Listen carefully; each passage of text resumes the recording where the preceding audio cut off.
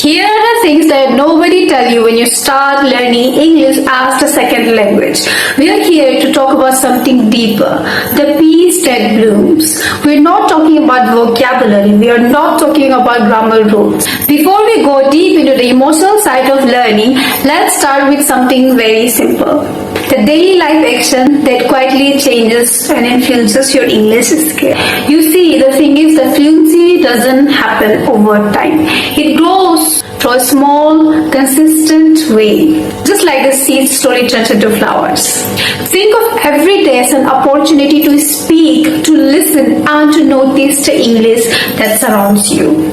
You can start by speaking loud about what you're doing, describing your morning, your feeling, your favorite things, the things that you love, everything. Even if nobody's listening, you're still training your tongue and your confidence, and that's the thing. You can also watch English movies or short clips, but not passively. You have to listen to how the words are being said, how the words are being conveyed, and how emotion shapes the pronunciations. Repeat after the short words that you listen and make it your own. And try to read something daily. It can be a news from the Chrome, a comic magazine, a story, online story on Reddit, or it can be books. We all know, right? Reading feeds our vocabulary, and vocabulary feeds our expression. And we can also listen by living. We have our podcasts, we have audiobooks and songs. We can do that when we are walking, when we are driving, and also when we are hiking. But for the drive, you have to get the license also. And at that time, let your brain absorb the rhythm and feel all the conversation. You can also use learning apps that if you enjoy structure, because they happen to remind your words and the grammars. But remember, these are just tools, these are just the applications and the resources. The real classroom is your daily life in which you apply the English as your daily habit. Got it? And yes, join the conversation in which you get to talk in English with your friends, your classmates, or your online friends and partners.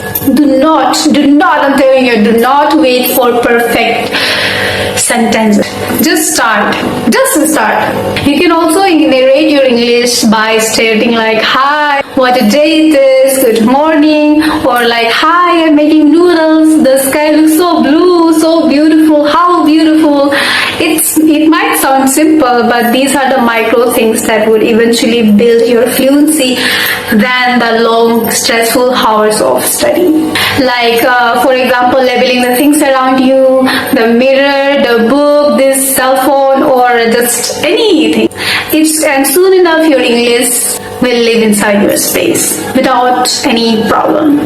And also, our phone language and everything around us, even the details of the Maggi packets, these all are written in English, so what else do we need? And there are also vocabulary games which will keep all your creativity and your fun learning things alive. And you know what?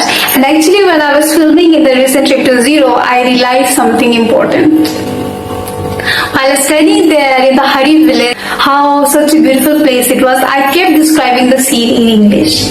Not because I was very confident or something, but because I felt like doing it in that particular moment.